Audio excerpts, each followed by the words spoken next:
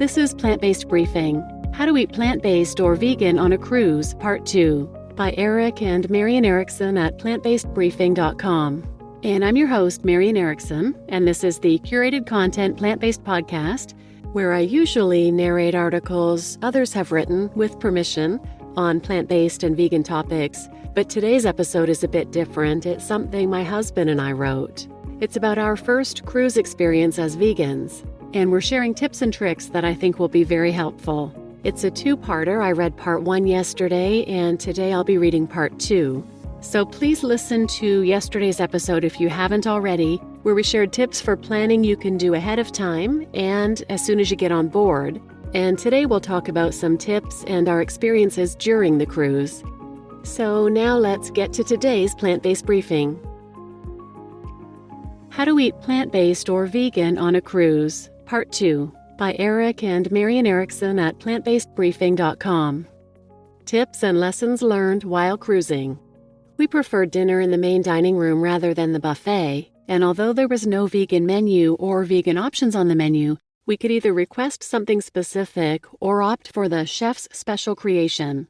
We chose the chef's special creation each night, so we didn't have to think about it. We just reminded them of our dietary restrictions. The dinners were just okay, but the appetizers were usually very good. It was kind of fun because the servers were as intrigued as we were since we were getting unique things that they normally didn't see. We only went to one specialty restaurant for dinner, the Italian restaurant. We had stopped by the night before to speak with the host about our dietary needs, and she made notes in the system along with our reservation. She said they always appreciate knowing ahead of time so the chef has time to prepare. And when we came in the next night, we had a wonderful multi-course meal featuring an eggplant entree that was adapted and expanded from the regular eggplant side dish. It was absolutely delicious. For breakfast, we prefer the buffet over a sit-down meal. The buffet had vegan oatmeal, some vegan cereals, some vegan breads, and fruit. When breakfast potatoes were offered, we asked for confirmation that they were dairy-free, as they're sometimes cooked with butter. There were no plant milks sitting out near the cereals or coffee, but they did have them available upon request. So my husband asked each time, and they brought him some for free. Soy and almond milk were also available for drinks at the specialty coffee shop for an upcharge. Lunch, however, is what needed the most research. The ship had several options for lunch. We didn't want to do lunch in a sit-down restaurant, so we focused on the grab-and-go options, which included the buffet, a burrito and taco place, a pizza place, a sandwich bar, and a burger place. On our first day, we walked to each to see what they had. Vegan options at the buffet were hard to gauge as they were going to change each day. The burrito and taco place had rice and beans with several other toppings, so that looked promising, but we had some questions, like did the refried beans have lard? If you ask a food server, they may or may not know. But if, when you ask, you mention you have a food allergy, they are very careful and will double-check. It turned out the refried beans had lard, the black beans did not. The veggies were not sautéed in butter, but the rice had butter in it. But they offered to make rice without butter on subsequent days. We didn't have the pizza, but if you do, check that the crust is vegan. Specifically ask if it's dairy-free, as it sometimes contains whey. The only way to know for sure? Look at the ingredients. We then wanted to find the place that had vegan burgers. We read online they were offered at the buffet on our ship, but couldn't find them, so we asked at guest services and they directed us to the right place. We ordered vegan burgers with no butter on the buns, as we happened to see that they normally butter them and then toast them, and asked about the toppings. The mushrooms were sautéed with butter, the onions were not. We then added our vegan mayo and cheddar slices, and it was delicious. We had noticed the burger was a frozen patty they deep-fried, so after eating, we went back and asked what brand the burgers were. The head cook brought the box out to us. They were Garden Burger Original. We looked it up online, and sadly, they're not vegan. The patty has cheese in it. I hated that I ate that. Garden Burger does show a vegan burger on their website called the Black Bean Chipotle Vegan Burger, but that's not what was on board. After that disappointment, we went to guest services to let them know that they, in fact, do not have a vegan burger so they could inform others properly. They immediately called the ship's sous chef, who said the burger definitely was vegan, and he volunteered to meet us at the burger place. We were impressed that he dropped everything to meet us right away. He explained that the burgers are specially ordered and they are in fact vegan. He assured us many times, yet we gently pressed because we'd just seen the packaging and knew they weren't.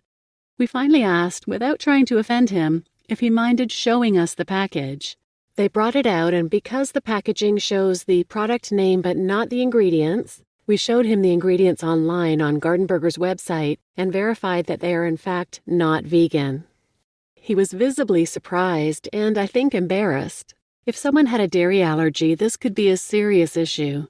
While it was unsettling to realize that the sous chef didn't know the ingredients in this burger, yet assured us repeatedly and incorrectly that it was vegan, we realized he probably doesn't do the purchasing, and he'd probably been assured by others that he had this vegan burger on board. Anyway, he then asked the head cook to not serve the garden burger anymore as a vegan burger, and to make homemade vegan bean burgers for us to have throughout the week. We confirmed that they would be dairy and egg-free, as bean burgers sometimes use eggs for binders. He also said he'd ensure there were vegan options on the buffet every day as well. We thanked him and said we were surprised there were so few vegan options, but he said they hardly get any requests for vegan food. We took that opportunity to give our spiel that the plant-based food market is one of the fastest growing markets, and we were surprised this cruise line wasn't taking advantage of the trend. And if they served plant-based alternatives that tasted like the real thing, many more flexitarians and environmentally conscious passengers would likely enjoy them.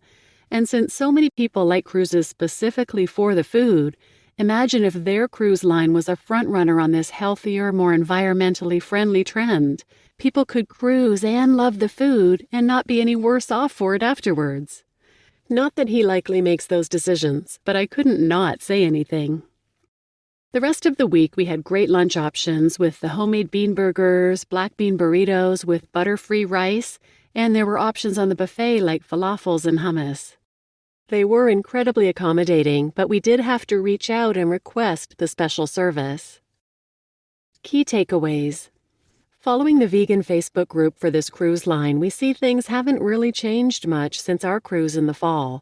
Cruising on a plant-based diet or as a vegan can be done, but it requires some effort. The key takeaways from our experience are: 1. If you're cruising on a line without a set vegan menu or no ingredient software to check, you may not really know what you're getting. And I think this is unique to cruises versus a typical restaurant, because contracts end and new crew members come on board every week. 2. Plan ahead. Check food and alcohol menus on board and in port, check for social media resources, and bring packaged foods on board with you. 3. When on board, visit the maitre d' right away to record your dietary restrictions, and visit any specialty restaurants you plan on enjoying the night before to discuss options.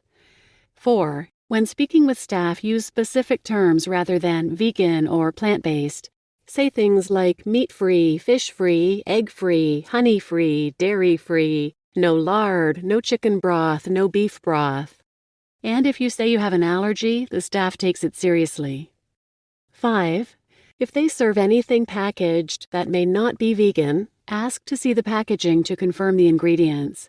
Burgers can contain eggs or dairy. Breads, bagels, buns sometimes contain dairy, eggs, honey. Pizza dough often contains whey, etc. Or if they can't show it to you, ask them to double-check because of your quote-unquote allergy. And 6. Guest services staff are extremely responsive and can get you in touch with the right people. All in all, we had a great time on the cruise, and certainly did not starve.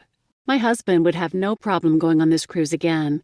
I, however, found it pretty exhausting and frankly surprising that it was so difficult, and the dinners were nothing to write home about. I'll need to change my mindset and expectations before going on another non-vegan cruise, but now that we have all this information and experience behind us, it will be easier next time. And as cruise lines roll out software to allow viewing of ingredients, that will help a lot as well. Our next cruise, though, in March 2023, will be a vegan cruise, the Holistic Holiday at Sea. I took this cruise in February 2020 with my sister and a friend after I'd been whole food plant-based for just over 6 months. It's a conference focused on healthy plant-based eating with the famous plant-based doctors, dietitians, chefs, and experts, And the buffet and all meals are vegan. They even offer whole food plant-based no-oil food as well. It's funny though, I had learned to cook amazing plant-based food, and I honestly liked my own food better than most of what they offered, so I was a little disappointed. However, after the non-vegan cruise experience, I thought, wow, I didn't know how good I had it, and what I wouldn't give to have that food on a cruise again. We're excited for the tickets to go on sale for the 2023 Vegan Cruise, hopefully soon. It's going to be so nice to have fully vegan food options available on the buffet and at every meal without having to think about it and knowing I can trust it. And I may do an episode about the experience afterwards. And speaking of vegan cruises, there is another option that we're aware of and interested in, vegan-cruises.com.